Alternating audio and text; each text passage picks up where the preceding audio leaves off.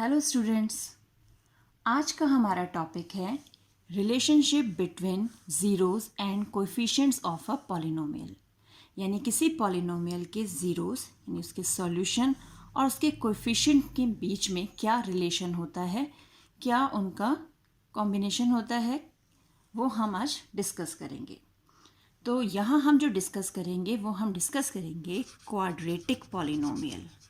Quadratic polynomial ये मैं अपने पहले वीडियो में भी बता चुकी हूँ। क्वाड्रेटिक पॉलिनोमियल हमारा कौन सा होता है, जिसकी डिग्री जो है वो होती है 2, यानी जिसकी डिग्री 2 होती है वह है हमारा क्वाड्रेटिक पॉलिनोमियल है। और क्वाड्रेटिक पॉलिनोमियल की जनरल फॉर्म होती है ax² plus bx plus c। ये हमारा क्वाड्रेटिक पॉलिनोमियल है। c हम जानते हैं, c हमारा होता है कांस्टेंट। और ये a और b क्या है, a कोएफिशिएंट है x² के लिए, यानी a कोएफिशिएंट ऑफ x² है। और जो b है वो हम देख सकते हैं वो है कोएफिशिएंट ऑफ x। तो x² का कोएफिशिएंट a और x का कोएफिशिएंट b। तो जब हम किसी क्वाड्रेटिक पॉलिनोमियल को, जैसे कि ax² plus bx plus c है, इसको सॉल्व करते हैं तो हमें 2 ज़ीरोज़ मिलते हैं। क्योंकि डिग्री 2 है तो ज़ीरोज़ भी हमें 2 मिलेंगे। तो उन ज़ीरोज़ में से अगर एक ज़ीरो को हम अल्फ़ा कंसीडर करें और एक ज़ीरो को बीटा कंसीडर करें, तो इन दोनों ज़ीरोज़ में और इन कोएफिशिएंट्स में a b c में जो रिलेशन है वो हम देखते हैं। अल्फ़ा प्लस बीटा यानी सम ऑफ ज़ीरोज़, क्योंकि हमने अल्फ़ा बीटा को ज़ीरोज़ माना है ना, ये हमारे दोनों के दोनों क्या हैं, ज़ीरोज़ हैं उस पॉलिनोमियल को जिसको हम यहाँ पे सॉल्व करेंगे। तो ये होते हैं equal to minus b upon a के। अब देख रहे हैं अल्फ़ा बीटा ये तो ज़ीरोज़ हैं और b और a जो हैं वो हैं हमारे कोएफिशिएंट्स। तो अल्फ़ा प्लस बीटा यानी sum of zeros is equal to minus b upon a।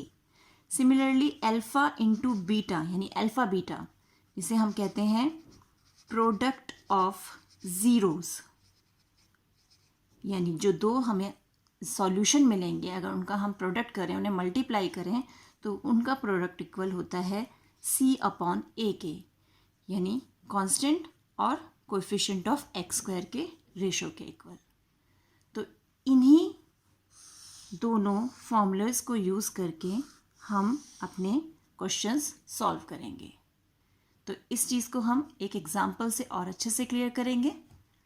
अब फॉर एग्जांपल हमें पॉलिनोमियल मिला हुआ है, quadratic polynomial 3x² plus 5x minus 2। तो अब सबसे पहला काम हमें यहाँ देखना है हमारे कोएफिशिएंट क्या क्या हैं।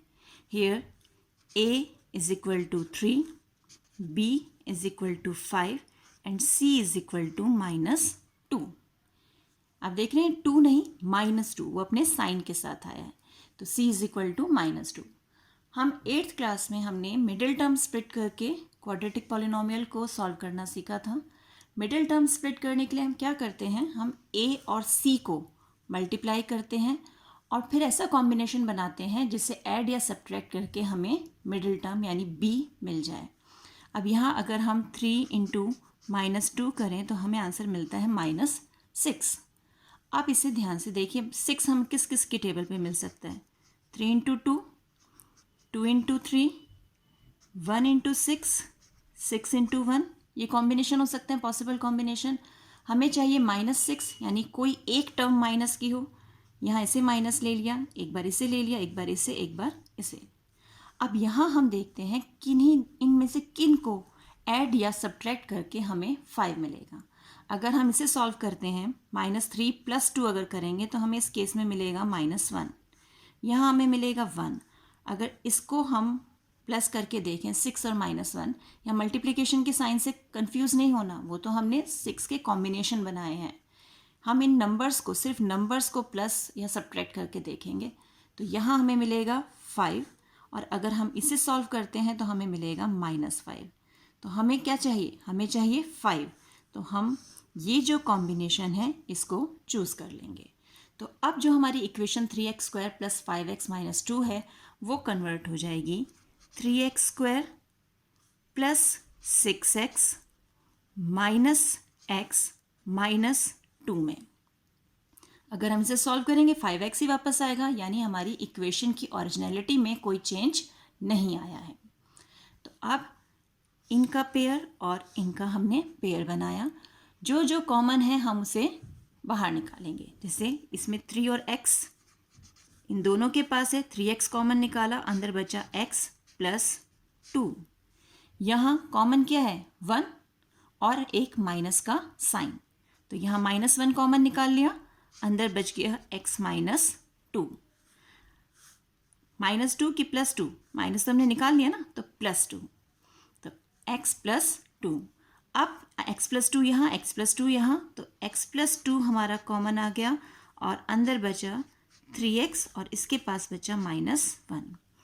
तो ये दो टर्म्स हमारे पास, दो ब्रैकेट्स आ गए। इन दोनों ब्रैकेट्स को हम सेपरेटली सॉल्व करेंगे, यानी एक बार हम x प्लस 2 को 0 रखेंगे और एक बार हम 3x माइनस 1 को 0 रखेंगे। तो यहाँ हम सॉल्व करेंगे तो x की वैल्यू मिल गई -2, यहाँ सॉल्व करेंगे तो x की वैल्यू मिल गई 1/3। तो जो मैं आपको अल्फा और बीटा बता रही थी, ये क्योंकि ये दो हमें ज़ीरोज़ मिले हैं x के, तो इनमें से हम एक को अल्फ़ा मान लेंगे और एक को बीटा मान लेंगे। ज़रूरी नहीं कि हम इसे अल्फ़ा माने और इसे बीटा, हम चेंज भी कर सकते हैं, हम इसे अल्फ़ा मान सकते हैं, इसे बीटा मान सकते हैं। किसी भी एक ज़ीरो को अल्फ़ा लेना है और एक को बीटा। तो इस तरह से अभी तो हमने ये इक्वेशन सॉल्व की। अब आगे हमें चेक करना है इसका रिलेशन इसके कोएफिशिएंट्स के साथ। तो हमने देखा था कि क्या था हमारा, alpha plus beta is equal to -b/a। अब लेफ्ट हैंड साइड लेते हैं हम, alpha plus beta, alpha plus beta का मतलब हो गया -2 + 1/3। एलसीएम लेंगे, यहाँ 3 आ गया, ये -6 + 1, तो हमारे पास आ गया -5/3। और अब ये तो लेफ्ट हैंड साइड है, जरा राइट हैंड साइड देखें। राइट हैंड साइड में -b, यानी -b क्या है हमारा 5, हमने 5 ले लिया, अपॉन a क्या है 3। तो आप देख रहे हैं LHS और RHS दोनों इक्वल आ गए, -5/3 -5/3। सिमिलरली अब हम चेक करेंगे अल्फ़ा बीटा, यानी product of root is equal to c/a। अब प्रोडक्ट ऑफ रूट के लिए यानी हमें दोनों ज़ीरोज़ को क्या करना है, मल्टीप्लाई। तो अल्फ़ा हमारा कितना है, यहाँ पर हमने निकाला -2 इंटू 1/3, तो आंसर आया -2/3। ये हमारा LHS था, लेफ्ट हैंड साइड। अब इसी तरह से हम अपनी राइट हैंड साइड देखेंगे। राइट हैंड साइड में c/a, c/a, c क्या है हमारा -2 और a क्या है 3। तो यहाँ पर भी LHS और RHS दोनों इक्वल आ गए। तो इस तरह से हमने अपने जो हमारे कोएफिशिएंट्स हैं A B C वो, और जो हमारे ज़ीरोज़ निकले अल्फ़ा बीटा, इनके बीच में देखा इनका रिलेशन, जो हमने फॉर्मूले माने थे कि अल्फ़ा प्लस बीटा जो है वो -b/a होता है और अल्फ़ा बीटा c/a होता है, वो हमारा प्रूव हो गया। तो इस ढंग से हम अपने ज़ीरोज़ ऑफ द पॉलिनोमियल यानी अल्फ़ा बीटा, उनके सम और प्रोडक्ट जो है उनका, उनके पॉलिनोमियल के कोएफिशिएंट से क्या रिलेशन है, उसको स्टैब्लिश कर सकते हैं। आई होप आपको यहाँ तक समझ में आ गया होगा। एक नए टॉपिक के साथ मिलते हैं एक नए वीडियो में। तब तक keep practising, stay home, stay safe.